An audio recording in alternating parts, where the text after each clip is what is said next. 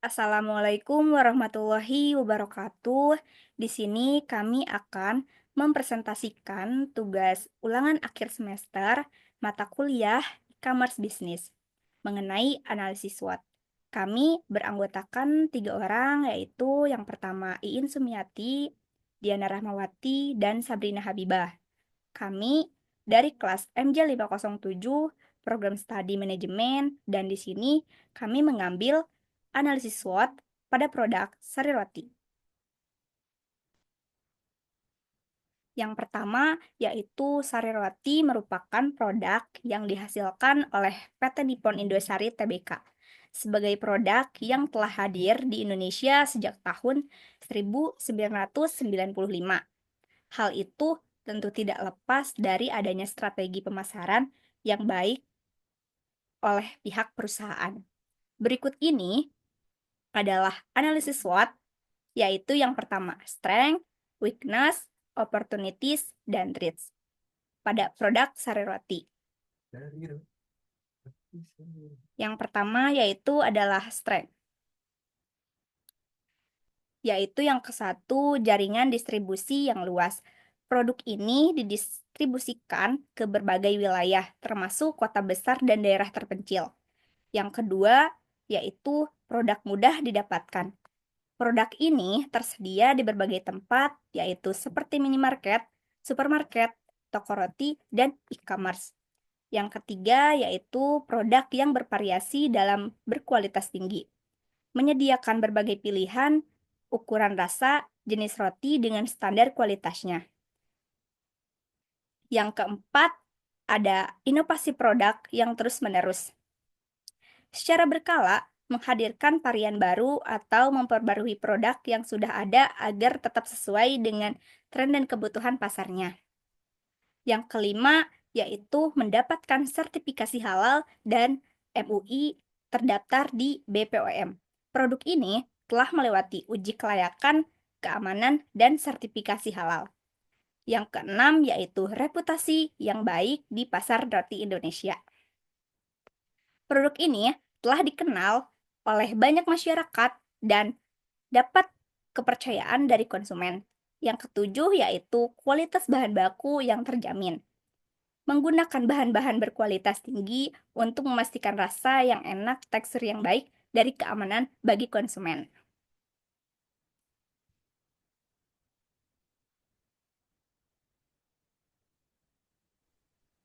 Di sini ada weakness atau kelemahan. Yang pertama, masa kadaluarsa singkat. Roti memiliki umur simpan yang relatif singkat, sehingga tidak dapat disimpan sebagai persediaan makanan dalam waktu lama. Yang kedua, tidak disajikan dalam keadaan hangat. Produk sari roti tidak disajikan dalam keadaan hangat jika dibandingkan produk rumahan. Yang ketiga, tingkat persaingan yang tinggi di pasar roti Indonesia. Pasar roti di Indonesia sangat kompetitif dengan banyak brand dan merek yang berlomba-lomba untuk mendapatkan pangsa pasar yang lebih besar. Yang keempat, tidak bisa disimpan sebagai persediaan makanan dalam waktu lama. Hal ini dikarenakan masa kadaluarsanya yang singkat. Yang kelima, harga produk yang relatif lebih tinggi dibandingkan dengan merek roti lain. Produk-produk sari roti cenderung memiliki harga yang sedikit lebih tinggi dibandingkan dengan merek roti lain. Yang keenam, keterbatasan variasi produk. Meskipun sari roti menyediakan berbagai macam produk, namun masih terdapat keterbatasan dalam variasi produk yang ditawarkan. Yang ketujuh, ketergantungan pada pemasok bahan baku. Sari roti sangat bergantung pada pemasok bahan baku untuk memproduksi rotinya.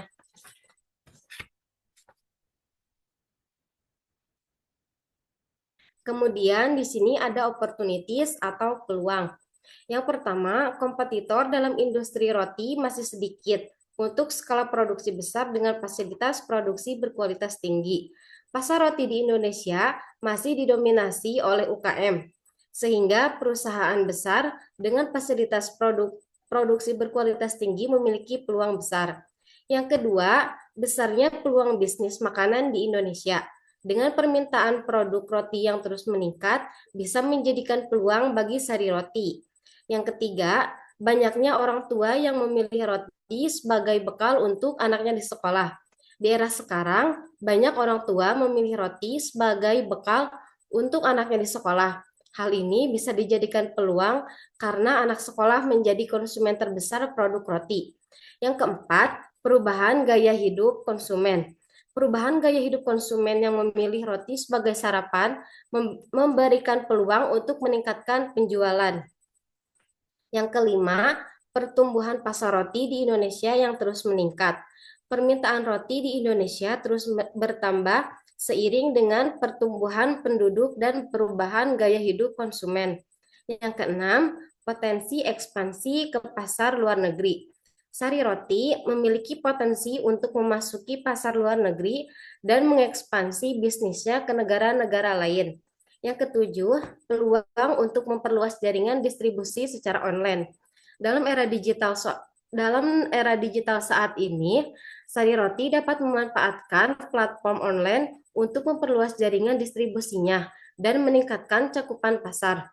Yang kedelapan, potensi kerjasama dengan perusahaan lain dalam pengembangan produk dan ekspansi bisnis. Sari Roti dapat menjalin kerjasama dengan perusahaan lain untuk mengembangkan produk baru atau melakukan ekspansi bisnis secara bersama-sama.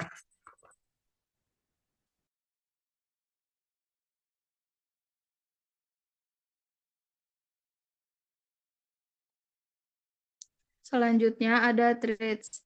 Yang pertama, semakin banyaknya industri rumahan yang menawarkan roti hangat dengan cita rasa nikmat.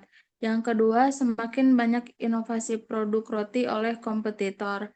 Yang ketiga, persaingan yang ketat dengan merek roti lainnya di pasar. Yang keempat, perubahan gaya hidup konsumen yang dapat mengubah preferensi mereka terhadap roti. Yang kelima, fluktuasi harga bahan baku yang dapat memengaruhi harga produk roti. Yang keenam, ancaman perubahan regulasi terkait industri roti. Yang terakhir, kritis ekonomi yang dapat mengurangi daya beli konsumen.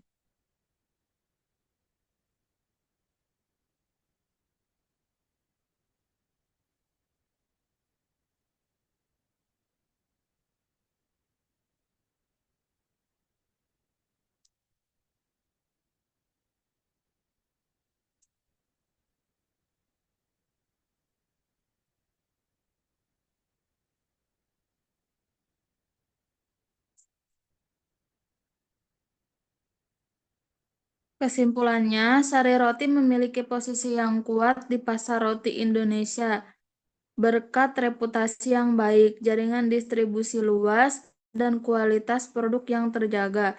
Namun, perusahaan perlu mengatasi kelemahan seperti masa kadaluarsa singkat dan ketergantungan bahan baku impor.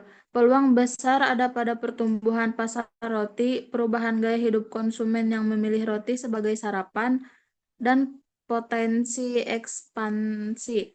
Sari roti perlu mewaspadai ancaman dari kompetitor, perubahan selera konsumen, dan fluktuasi harga bahan baku. Dengan memanfaatkan kekuatan, mengatasi kelemahan, memanfaatkan peluang, dan mewaspadai ancaman, Sari Roti dapat terus berkembang dan mempertahankan posisinya sebagai pemimpin pasar di industri roti Indonesia.